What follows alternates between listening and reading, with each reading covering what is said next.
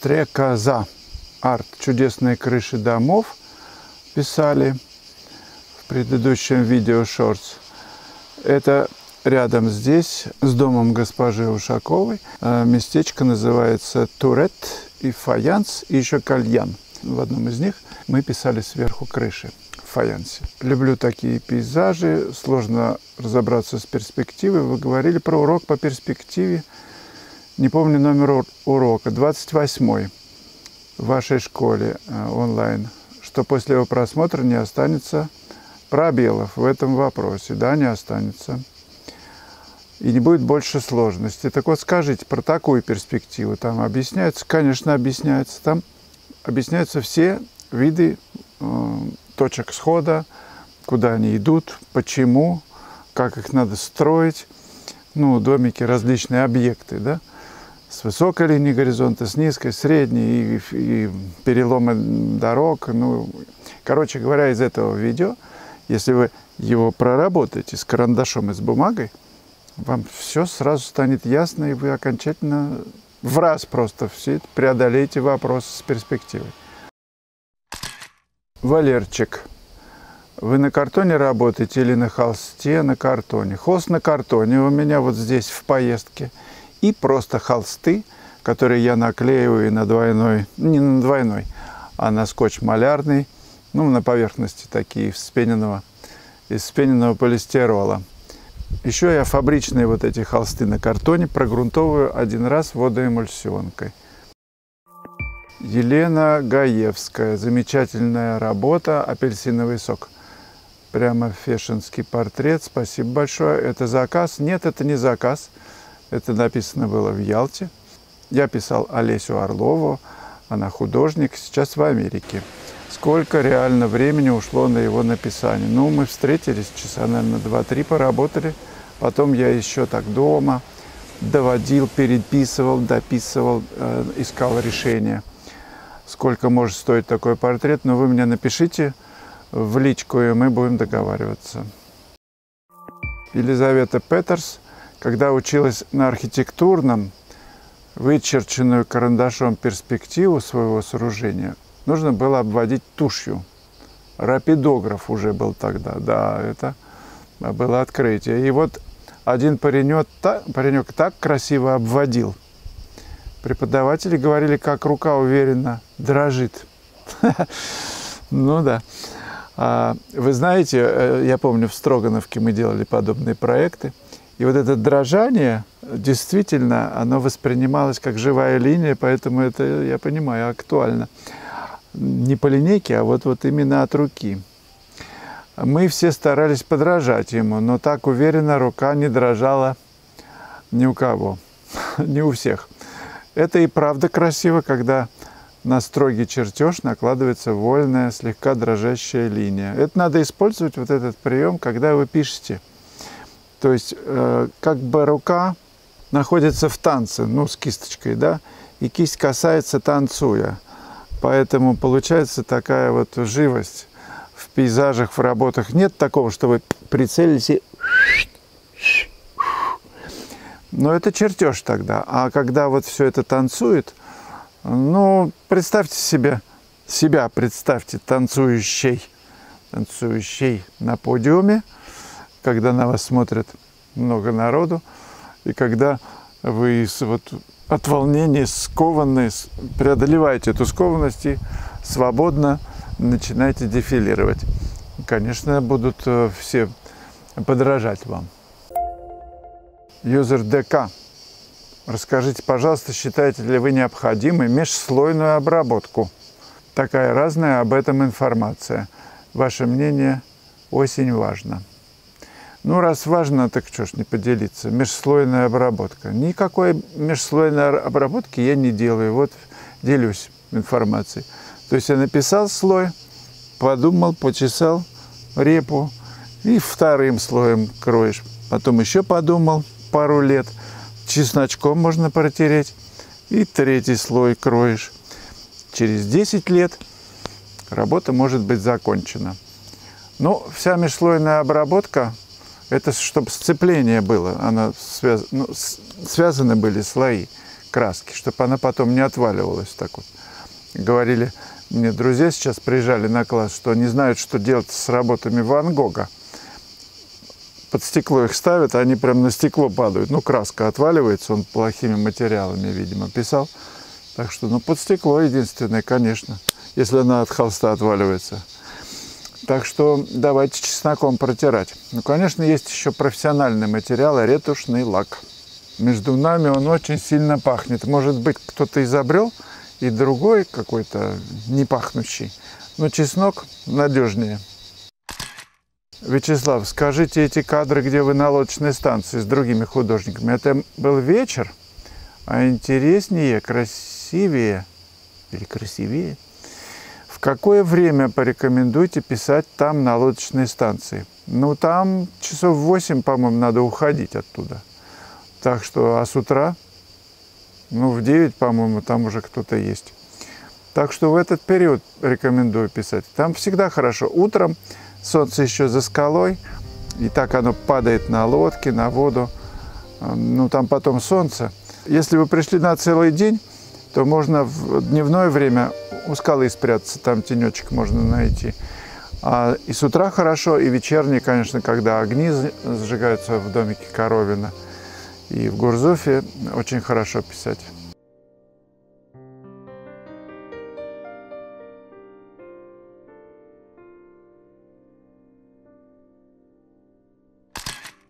Евгений Киселев. Качественная живопись сейчас стала элитарной привилегией одаренных людей. Некоторая молодежь, уже привыкшая к ИИ и к ИНС, даже воспринимают работы известных мастеров как мазню. Ну и что? Нам-то с вами что? Всегда найдутся те, кто любит читать бумажные книги, кто ходит в живые концерты слушать, живую музыку, а не слушать ту-ту-ту-ту-ту в наушниках у себя. Кто-то даже кукол резиновых покупает и женится, по-моему, на них, на резиновой. Вот. Но есть люди, которые традиционно мажут красками, пишут вживую, а не по фотографии, и их работы сильно отличаются от тех, кто штампует их, печатает у себя дома, не выходя из студии, из мастерской. Мазня это, не мазня, это не наше дело. Наше дело выдавать продукт, который нам интересен, мне он интересен. Все, этого достаточно. Если он интересен мне, всегда найдется кто-то, кто на этой волне. Пусть их будет немного, но тем они будут ценнее. Юзер ДМ, вы мой психолог, художник. Дали понять одно: мысль, изреченная, есть ложь. Может, конечно, я сформулировал ее нехорошо. Ну, от чего же нехорошо? Тютчев, по-моему, писал, да? Но мой лимон не от того, что не могу решить задачу, а от того, что не могу остановиться на одном варианте. Так это же прекрасно. Я понимаю свои возможности, насколько человек может быть объективным к себе. Даже художником себя не называю. Это сначала дизайнер и художник, витражист, две профессии. Училась в конце 90-х, но затем брала немного частных уроков живописи у хорошего художника. Кстати, он тоже заканчивал не станковую, а в Грековском оформитель. Но там программа шикарная, Андрей Исаев, хотя его почти нет в инете. Так, и что? Не могу остановиться на одном варианте. Делайте разные варианты. В любом случае, чем их больше, вы просто их будете потом перекладывать, смотреть и найдете какое-то самое выразительное решение для первого раза. Сделали его, потом другое решение, третье, четвертое. Понимая то, что нет одного решения, это вот понимание решает огромное количество проблем и создает новые возможности для того, чтобы быть свободным в живописи, для того, чтобы не зацикливаться только на одном варианте. Но как можно себе представить, что только пшенная каша на молоке, например. Так есть же пашено просто с тыквой, например, с узюмом, как бабушка говорила, с узюмом.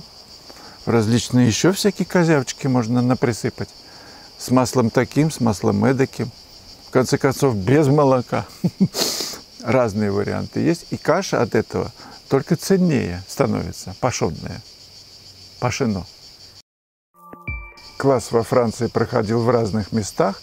Мы писали в местечке Кукурон. Мне написала одна коллега, студентка из моей онлайн-школы, которая приобретала уроки и сказала, что она проезжает мимо и хотела бы поработать вместе. Я дал ей локацию. Они вернулись с мужем. 200 километров они промахали мимо, вернулись с тем, чтобы день проработать вместе с нами. И, по-моему, она получила огромное удовольствие. Ольга. Я с 2012 года наблюдаю за вашей деятельностью в Ютубе. Мне все очень нравилось. И очень много таких секретов, которые художники познают на собственном опыте. А здесь вы их просто так даете. Это здорово, потому что иногда ты просто не додумаешься, как и что нужно сделать. А живые классы, они дают, во-первых, общение с человеком. Ты напитываешься его аурой, его обаянием, и сам начинаешь мыслить так же, как художник, потому что какие-то знания у тебя все равно есть, и ты пишешь по-своему. Но когда подходит человек с опытом и с большими интеллектуальными способностями, то любой совет, он воспринимается не как, как не упрек, а как бы такое недоречное, а как нужное для того, чтобы ты воспринял и это сделал на своей работе. Все это нужно для роста художника. А если вы хотите вырасти и продолжать расти, то, конечно, посещайте мастер-классы вживую.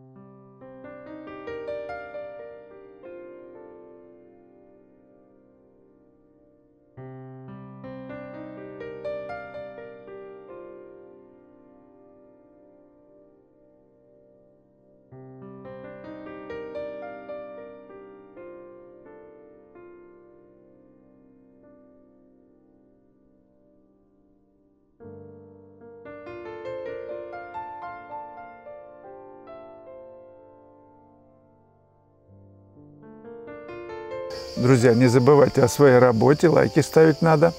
Ну, кнопочку «Нравится» нажимать, по-русски говоря, если нравится. И предлагаю посмотреть вам еще одно кино, называется «Нащупать цвет». Ну, пока.